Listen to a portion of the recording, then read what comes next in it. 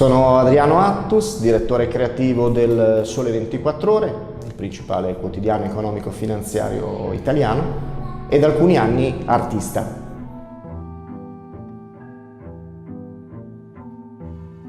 Cosa vuol dire design? Vuol dire cercare di organizzare i contenuti nei confronti del lettore per portare sulla pagina quello che dobbiamo comunicare. In questo caso è molto facile per noi, quando impaginiamo, quando creiamo i servizi, travalicare la funzionalità che possono avere gli elementi che abbiamo in mano e entrare in un ambito un po' più artistico, un po' più ricco, un po' più denso di significato. Dobbiamo cercare di trovare sempre quella giusta direzione per comunicare il maggior numero di informazioni, possibilmente nel minor numero di oggetti, col minor numero di oggetti, senza addossare troppo la pagina di contenuti o affastellarla di elementi. Dobbiamo cercare di guidare il lettore nella comprensione dei fatti, nella comprensione degli eventi. Questo avviene ovviamente per l'impaginazione e avviene ovviamente per la infografica, avviene per la scelta delle fotografie, per l'utilizzo delle foto e per tutti gli elementi che vanno effettivamente a comporre la pagina, le pagine e quindi il giornale e i vari supplementi del Sole, in questo caso nei giornali dove ho lavorato precedentemente. La proposizione di questi elementi non può essere però soltanto una proposizione algida, una disposizione fredda e distante che arrivi quasi a raffreddare il lettore. Dobbiamo anche fare in modo che il lettore riceva e si possa fermare su determinate pagine e su determinati elementi.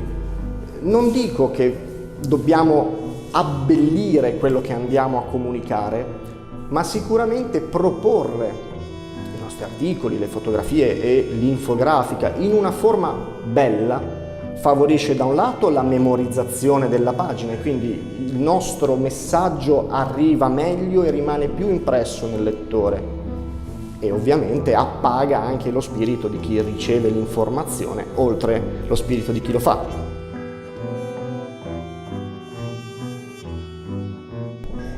Ho una grande passione per i viaggi, tendenzialmente con mia moglie riusciamo ogni anno a raggiungere diverse località nel mondo per entrare in contatto con differenti culture e con differenti situazioni.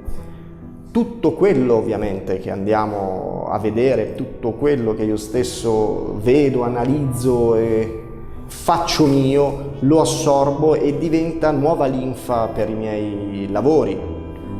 Mi spiego meglio. Quando al Sole 24 Ore lavoro, impagino e creo determinati servizi, so che ho un pubblico di riferimento. A questi mi devo attenere, so che posso raggiungere un certo tipo di livello artistico, ma poi ho comunque una funzionalità a cui devo arrivare. Viaggiando la mia mente si libera, entrano proprio come se fossi una spugna tutti questi nuovi stimoli e insieme cerco di rielaborarli, portarli da un lato nel giornale come appunto stimoli esterni che arricchiscano la mia proposizione, ma soprattutto sul fronte artistico riesco ad avere un maggior numero di input.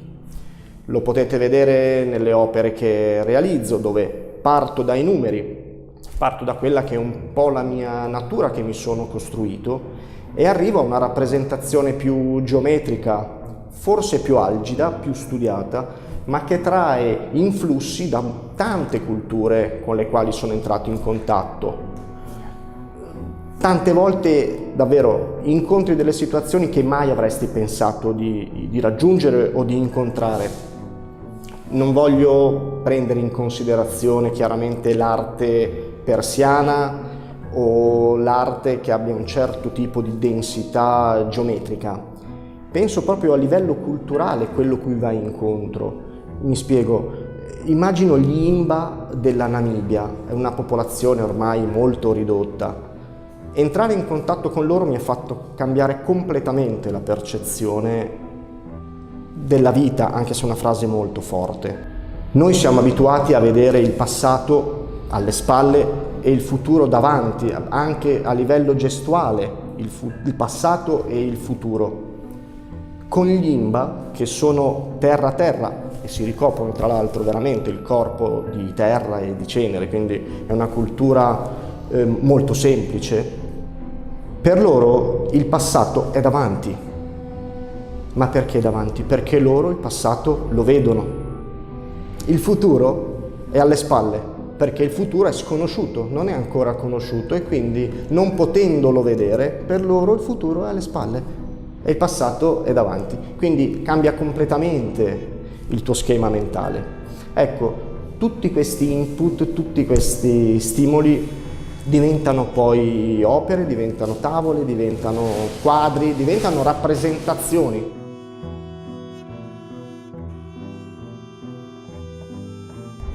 Il design, nello specifico la data visualization o comunque l'infografica, la rappresentazione visiva di oggetti, di contenuti, di informazioni ha una valenza molto importante, o almeno io considero sia molto importante il modo in cui comunichiamo quello che dobbiamo trasmettere al lettore o all'osservatore. Anche soltanto a livello cromatico o a livello simbolico, adattare o adottare determinati colori per comunicare determinate informazioni ha una valenza molto forte. Può capitare spesso di usare dei verdi o puoi usare dei rossi o puoi utilizzare dei gialli.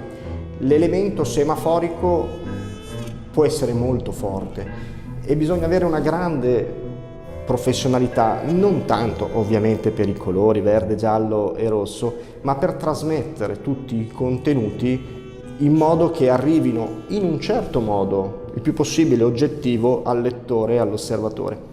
Chiaro che posso forzare le informazioni. Banalmente, una semplice infografica, un semplice andamento, se io lo allargo e lo abbasso, ha una variazione molto minore rispetto all'ingombro che io posso dare alzando la scala. In questo ci va deontologicamente, proprio a livello giornalistico e a livello di design, un certo tipo di puntualità, un certo tipo di precisione e un certo tipo proprio politico di oggettività. Bisogna cercare di comunicare nel miglior modo possibile le informazioni. Questo è normale. Immaginiamo poi quando abbiamo a che fare con i numeri che regolano comunque la vita di tutti noi, quindi quando si parla di soldi, quando si parla di PIL, quando si parla di mutui, di tassi di interesse, costi e ricavi, può essere veramente molto rischioso poter forzare in una direzione piuttosto che in un'altra la rappresentazione degli stessi numeri. In questo, ovvio, il design ha una valenza politica molto forte, molto importante, ed è anche per questo motivo che ho cercato di rappresentare i numeri nelle mie opere. Soprattutto con Numerage parto proprio da questo concetto. Non tutti hanno la competenza, non tutti i lettori hanno la competenza di comprendere i numeri e la relativa visualizzazione. Io posso forzare in una direzione piuttosto che in un'altra, ma noi come Sole 24 Ore e in generale come giornalisti tendiamo a non farlo.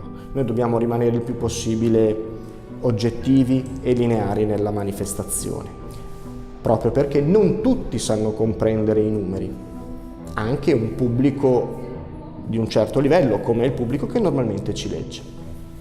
Che cosa ho voluto fare con i miei numeri, con le mie tavole? Io ho rappresentato dei numeri da 1 a 100, li ho formulati in una composizione bella, artistica, complicando però la percezione da parte dell'osservatore.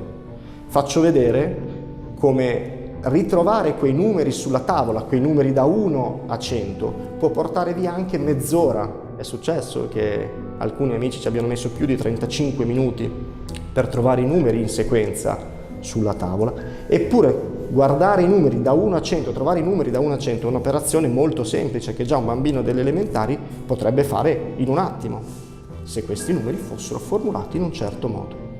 Ecco che andando a complicare la dimostrazione del messaggio, il contenuto arriva in maniera molto differente e quindi è possibile, anche già partendo da una piccola rappresentazione di questo genere, trasmettere quel grado di complicazione che noi normalmente non dovremmo fare nei confronti del lettore, in questo caso dell'osservatore.